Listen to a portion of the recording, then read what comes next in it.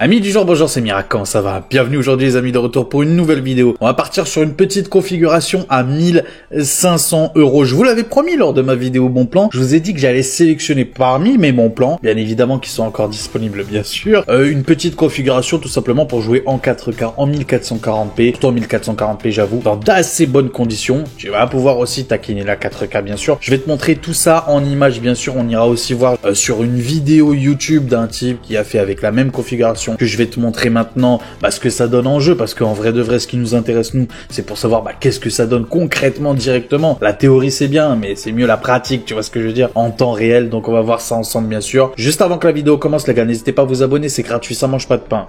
Ça fait toujours plaisir. Pareil pour le plus beau des pouces bleus, je compte sur vous, la cloche des notifications, le commentaire. Si jamais toi t'aurais prévu peut-être autre chose dans cette configuration là, pardon, à 1500 €, n'hésite pas à me le dire dans les commentaires, ils sont là pour ça bien sûr. Comme d'habitude, tous les liens en description si t'as envie de te monter cette même config là qui est vraiment très bonne encore une fois pour jouer en 1440p et en 4K aussi, il faut être honnête aussi, hein, faut pas non plus faire les mecs, hein. En vrai c'est aussi bon en 4K, n'hésite pas, tous les liens en description, fais-toi plaisir, ça me fera plaisir en même temps. Bref, on va pas perdre de temps. Let's go! Et les petits potes, on commence directement par le CPU. Pour ce choix-là, pour 1500 €, cette petite configuration-là, j'ai choisi celui-là, ce petit Ryzen 7 7700 qui va être excellent en gaming, bien sûr. Plateforme AM5, qui dit AM5 dit forcément future-proof, toi-même tu sais. Donc non, franchement, c'est un excellent CPU. Excellente plateforme aussi sous AM5. C'est un CPU qui chauffe vraiment pas, hein. C'est un Ryzen 7 avec beaucoup de cœur. 8 cœurs 16 threads, malgré tout. Il chauffe vraiment pas à 65 watts, comme tu peux le voir, qui écrit, je sais plus où est-ce que j'avais vu ça, mais bon bref, 65 watts de TTP, donc vraiment excellent, tu peux y aller les yeux, voilà, juste ici, tu peux le voir, 65 watts de TTP, donc oui, de toute façon, j'ai sélectionné un water cooling, on va voir ça ensemble, mais franchement, c'est un excellent CPU en gaming, bien sûr, en applicatif aussi, donc voilà, c'est la base. Avec ce genre de CPU là, tu vas pouvoir le garder un bon petit moment, et si jamais, je te dis une bêtise, dans 4-5 ans, tu vas vouloir changer de CPU, pourquoi pas, faire une petite mise à jour, tout en gardant la même carte mère, c'est ça qui est bien avec la M5, tu peux garder le même socket, la même carte mère et passer sur un autre CPU. Je te dis une bêtise, alors je sais pas ça va être quoi les futurs CPU côté Ryzen, mais même juste un 9700X par exemple, tu pourras toujours le prendre en gardant la même carte mère. Donc c'est ça qui est plutôt intéressant avec la M5. Moi j'aime tout particulièrement cette petite plateforme là M5 qui est vraiment encore une fois future proof, donc pour tout ce qui est, j'ai envie de te dire, performance, mais en même temps aussi le portefeuille, hein, bien évidemment, ouais, la M5 c'est plutôt pas mal. Donc 241,61 € sur le site de Reichel, je rappelle, Reichel, site ultra fiable allemand, vous pouvez y aller les yeux fermés, des petits frais de port, bien évidemment, le prix final, je te compterai aussi les frais de port, bien sûr, je crois que ça fait 1515 €, on verra ça à la fin de la vidéo. Donc voilà pour le CPU. Au niveau de la carte mère, du coup, je suis parti sur celle-là, classique, efficace, il y a tout ce qu'il faut où il faut, sans aucun souci, la Gigabyte B650 Eagle AX avec Wi-Fi 6E, bien évidemment compatible tout ce qui est Ryzen 7000, Ryzen 8000, Ryzen 9000 et même les prochains Ryzen, donc en gros tout ce qui est AM5, tu m'auras bien compris, 144 €, on a le Wi-Fi 6E. Je rappelle que moi personnellement, sur ma carte mère aussi, j'ai le Wi-Fi 6E. Bon, j'ai une Freebox, voilà, faut savoir, mais je tourne à 1300 mégabits en Wi-Fi. Ok, latence, je crois que je suis autour des 19 de latence en termes de ping. Donc franchement, c'est nickel. À part si vraiment tu étais là à te dire, ouais, moi je veux 10 000 mégabits. Ça n'existe pas, mais bon bref. 10 000 mégabits, 1 de latence ou je sais pas quoi. À part si t'es dans ce cas-là, oui, ok, d'accord, le Wi-Fi, ça te concerne pas peut-être, mais dans la majorité, on va dire 90% des gens, je pense que ça suffit largement d'avoir 1300 mégabits seconde en Wi-Fi 6, c'est franchement une dinguerie. Donc Wi-Fi 6E, encore une fois, excellente carte mère. Au niveau de gigabyte, tu peux y aller les yeux fermés, c'est la qualité. Toi-même, tu sais, surtout en ce moment, depuis 2-3 ans, gigabyte, c'est vraiment très bon, donc tu peux y aller les yeux fermés. On continue cette fois-ci sur Amazon.fr. Juste avant, c'était Amazon.de. Je l'ai pas précisé, mais bon. Encore une fois, j'ai compté, bien évidemment, les frais de port, hein. Ne t'en fais pas. Au niveau de Amazon.fr, du coup, Thermalright Aqua Elite 240, le V3, ok, donc excellent water cooling. Pour ce prix, surtout à 54,90 €. Il y a aucune concurrence en face. Tu peux y aller les yeux fermés. Il est très bon. Encore une fois, c'est pas un CPU qui chauffe beaucoup. C'est vrai que j'aurais pu partir, par exemple, pour ce CPU-là, sur un Arctic Freezer 36, un Ventirad. S'il y en a de disponible, n'hésite pas à prendre ça plutôt que celui-là. Déjà, tu feras une petite économie et c'est franchement un très très bon Venturad. C'est ce que j'ai dans mon boîtier actuellement. Donc, il n'y a aucun souci là-dessus. C'est juste qu'il n'est pas disponible actuellement. C'est pour ça que je l'ai pas choisi. Et en plus, comme je vous ai dit lors du début de la vidéo, c'est vraiment une configuration avec mes bons plans que je vous ai présentés. Je crois que c'était mardi, hein, il me semble, la vidéo qui a été sortie. Donc bref, en tout cas voilà, 54,90 €, excellent water cooling, tu peux y aller les yeux fermés, ça sera largement suffisant avec ce petit CPU. On continue avec les barrettes de RAM, donc le Patriot Viper Venom, donc encore une fois les barrettes les barrettes de Randy Orton, voilà, un petit RKO toujours, tu les poses bim, il te met un petit RKO en même temps, de 96,90 €. J'ai bien évidemment compté les frais de port, ne vous en faites pas du tout. Donc 6000 MHz, CL30, c'est ça qui est bien, c'est CL30, 6000 MHz, donc 2 x 16 Go en DDR5. Bref, excellent, y a rien à dire là-dessus, tu peux y aller les yeux fermés. Au niveau du SSD, je suis parti sur un très bon SSD. Personnellement, c'est mon SSD du moment. En termes de rapport qualité-prix, c'est celui du moment pour moi. C'est pas celui que j'ai, mais c'est celui du moment. Surtout en termes de prix, 99,90 €. Donc je répète, c'est 2 Tera, c'est le Kingston NV3. Le NV2, je l'aime pas du tout. Il est pas très bon en termes de performance, même si c'est un PCI Express 4.0. Là aussi, c'est un PCI Express 4.0. Il n'y a pas de souci là-dessus. Et c'est un NV3. En termes de performance, on est à 6000 ms en termes de lecture et 5000 ms en termes d'écriture. Il est juste excellent pour tout. Pour la plupart des gens, on va dire ça comme ça, et pour tout gaming applicatif, tu peux y aller les yeux fermés. Donc 99,90 €, c'est vraiment un bon prix sur Amazon.de. On continue. Amazon.fr, donc je suis parti sur cette alimentation-là. Oui, 850 watts. Je me suis dit, en vrai de vrai, 750, ça aurait suffi. Mais je me suis dit, histoire d'avoir un petit peu de marge, de sécurité, et pour 13 balles de plus, 10 balles de plus, t'as une 850 de qualité de chez MSI. Donc c'est la MSI Mag A850 GL, donc 850 watts, 80 plus Gold, ATX 3.0 et PC Express 5.0 bien évidemment. On est à la garantie 7 ans, donc tu peux y aller. MSI, toi-même tu sais, c'est ce que j'ai dans mon boîtier aussi. C'est la qualité absolue en termes d'alimentation. Fonce, il n'y a pas de souci là-dessus. Et toi-même tu sais, je suis le premier à te dire que l'alimentation c'est la base d'un PC. Franchement, c'est un truc où on blague pas avec, il faut pas faire des économies dessus. Donc cette alimentation-là est vraiment très bien. Les alimentations sont un peu chères en ce moment, je suis honnête avec toi, mais bon. Malgré tout, ça reste quand même, ça va, un bon petit prix, c'est l'une des moins chères de meilleure qualité, on va dire ça comme ça. Donc 113,79 €. Au niveau du boîtier, là je me suis fait plaisir aussi, je suis honnête avec toi, au début j'étais parti sur le Deepcool, tu l'as vu lors de ma vidéo bon plan, sauf que le Deepcool il a pris 5 € de plus, donc il est passé à 65 € au lieu des 60 €. Et je me suis dit, tant qu'à faire, on va se faire plaisir, après tout c'est une config à 1500 €, je me suis fait plaisir mais en étant raisonnable, donc le FryTide Design Pop Air RGB Black, donc il est juste excellent ce boîtier là, franchement excellent. Tous les ventilateurs bien évidemment sont fournis. Sur le top, on va pouvoir mettre le water cooling en 240 mm, donc le Aqua Elite V3. Donc franchement excellent, il ira parfaitement, ça ira parfaitement dans cette petite configuration là. C'est une config plutôt compacte, hein. C'est un ATX bien sûr, mais il y a de la place, il y a pas de souci, il y a presque tout en termes de carte graphique qui rentre dedans. Mais franchement, c'est un excellent boîtier et surtout en termes de qualité et d'airflow, il est juste excellent. Donc tu n'auras aucun problème de chauffe avec ce genre de boîtier là, il y aura une bonne circulation d'air. Donc voilà, et en plus le prix très intéressant, en moyenne on est à 100 € là, à 84,99 €. En vrai de vrai, j'aurais pu le proposer lors de ma vidéo bon plan, je l'avais pas vu. Bah, comme quoi, hein, je suis pas vigilant sur tous les bons prix, hein. Des fois ça arrive que je loupe des bons prix. Donc 84,99 €, FryTide Design Pop Air RGB Black, tu peux y aller les yeux fermés. Et encore une fois, quand tu voudras monter ton PC, monte bien le water cooling sur le top, hein, bien sur le top. Au niveau de la carte graphique, bah toi-même tu sais, hein, j'en ai parlé assez souvent là, surtout ces 2-3 derniers jours. Donc la RX 7900 XT à 659 € avec un tarot comme ça. Je vous le dis, je vous l'ai déjà dit. Et je vous le répète, avec un tarif comme ça à 659 €, franchement, n'attends même pas la nouvelle gêne. N'attends même pas la nouvelle gêne. Ne te pose pas la question, ouais, peut-être que pour 650 €, j'aurai un truc meilleur avec la nouvelle gêne. Non, c'est faux. Non.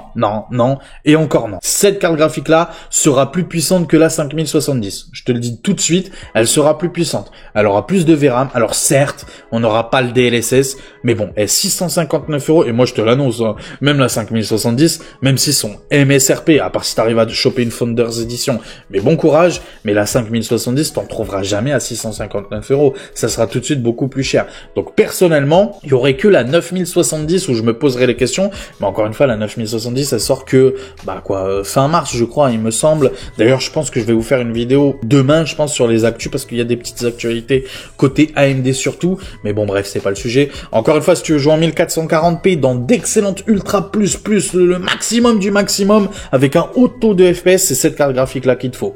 Si tu veux jouer en 4K confortablement, alors je te dis pas que sur Warzone tu vas tourner à 200 FPS, je te dis pas ça, en 4K. Après, bon, tu peux toujours utiliser le FSR, mais moi, toi-même, tu sais, lors des jeux multijoueurs, personnellement, je te déconseille tout ce qui est FSR, DLSS, etc.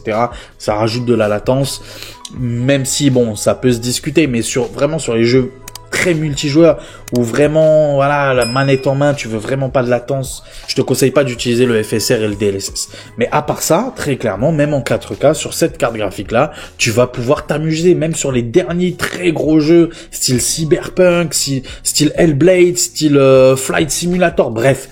Tous ces jeux-là, tu vas pouvoir t'éclater, et même sur les jeux multijoueurs, en vrai, si tu mets les paramètres en paramètres graphiques au minimum, et c'est ce qu'on veut dans les jeux multijoueurs pour augmenter le nombre d'FPS, même en 4K avec cette GG-là, t'es vraiment très bien. 20 Go de VRAM, les dernières technologies côté AMD aussi, avec l'EV1 pour tout ce qui est streaming, montage vidéo, etc. Toi-même, tu sais ce que c'est que l'EV1, certes pas encore compatible avec Twitch, ça viendra sûrement, vous inquiétez pas. Mais en tout cas, le prix, franchement, pour ce prix-là, même avec la nouvelle génération, moi, il y a aucune concurrence. 659 €, franchement, encore une fois, c'est la carte parfaite pour moi en 1440p, et c'est une très bonne carte graphique aussi. J'ai dit carte mère, carte graphique, pardon, pour jouer en 4K aussi. Donc, franchement, fonce. On va se retrouver tout de suite sur une vidéo sur YouTube d'un type qui a cette configuration-là et qui a fait des petits tests in-game en 1440p, en 4K, etc. Bouge pas, à tout de suite. Et les petits potes, du coup on est sur Indiana Jones en 1440p, tu peux le voir sur la gauche de ton écran, tu as toutes les stats avec les FPS moyens, etc. On est à 112 FPS de moyenne en 1440p sur Indiana Jones, qui est un jeu vraiment très gourmand, en qualité ultra plus, là il n'y a pas plus que ça, en 1440p, alors j'aimerais bien te montrer en 4K, voilà, donc en 4K pareil, qualité graphique au maximum, en moyenne on est à 65 FPS de moyenne en 4K, sur ce jeu-là, c'est juste excellent. Je rappelle que c'est une 7900 XT et pas une 7900 XTX. 7900 XT avec un petit Ryzen 7 7700. Tout se comporte plutôt bien. Regarde-moi ça, la température en termes du Ryzen 7, on est à 60 degrés, 61 degrés pour la CG. C'est vrai que ça aussi, j'ai été assez surpris positivement pour tout ce qui est AMD. C'est au niveau de la carte graphique. Franchement, en termes de CPU encore, j'avoue que ça chauffe peut-être un petit peu. Quoique, il faudrait que j'essaye un water cooling sur ma configuration, parce que là, je suis sur un ventilable. Mais en termes de CG, par contre, j'ai été très surpris. Franchement, AMD, ça chauffe pas du tout leur carte graphique. En tout cas, ma 7900 XT, vraiment, il n'y a pas de souci là-dessus. Donc là, on est sur Dragon Age, je crois, le dernier Dragon Age en 1080p. Là, il nous a montré en 1080p. Bon, en vrai de vrai, 1080p, moi, je te déconseille cette config-là pour jouer en 1080p. Des configs en 1080p, ça coûte beaucoup moins cher que ça. Franchement, inutile d'aller chercher les 1500 €. Là, on est en 1440p, voilà, 130 FPS de moyenne sur Dragon Age, en qualité ultra plus. Bien sûr, je peux te montrer aussi en 4K, s'il veut bien. Là, on est en 1440p, voilà, en 4K, donc toujours en qualité graphique ultra plus, on est à 80 FPS de moyenne sur Dragon Age. Donc voilà, dans tout ce qui est jeu solo, encore une fois, aventure, etc. Voilà, bon, la 7900 XT en 4K ou en 1440p en qualité graphique plus, tu seras vraiment très bien. Là, on est en 1440p sur Silent Hill, je crois que c'est Silent Hill ce jeu-là, ou Resident Evil, je sais pas. Non, je crois que c'est Silent Hill. On est à 67 FPS de moyenne. Apparemment, c'est un jeu très gourmand. Moi, je connais pas ce jeu-là, mais apparemment, c'est un jeu très gourmand. Là, il a activé le FSR, par exemple, en qualité, en FSR 3 qualité, plus le ray tracing. Toujours en 1440p, en qualité au maximum, on est à 74 FPS de moyenne. Donc c'est vraiment très bon, même avec le ray tracing. Là, on est en 4K, toujours Silent Hill. On est à 39 FPS de moyenne en 4K. Donc là, oui, c'est quand même un petit peu plus délicat. pareil, pour ce jeu-là, pourquoi pas, ça dérange pas sur un jeu comme un jeu d'aventure comme ça, un peu histoire, tu vois ce que je veux dire, c'est un jeu lent, on s'en fout un petit peu de la latence, pourquoi pas en 4K activer le FSR qualité, qui va être franchement très très bon. Là par exemple, on est sur du FSR qui dit équilibré, tu vois, balanced, on est à 68 FPS de moyenne. Donc c'est très bon, encore une fois, moi personnellement je mettrais plus en qualité pour atteindre les 60 FPS, pas la peine d'aller au-dessus, franchement sur ce jeu, sur ce genre de jeu-là, je vais y arriver en 2K, en 4K pardon. Donc voilà, moi je voulais vous montrer aussi des jeux compétitifs parce que là depuis tout à l'heure je vous montre des jeux un peu style narratif, tu vois. J'aimerais bien vous montrer un petit Call of Duty, tiens un petit Cyberpunk. C'est vrai que tout le monde montre du Cyberpunk quand on fait des petits bench. Là on est en 1080p, bon ça nous intéresse pas encore une fois. En 2K Cyberpunk en Ultra plus Maximus 97 FPS de moyenne. Très très bon, franchement très bon.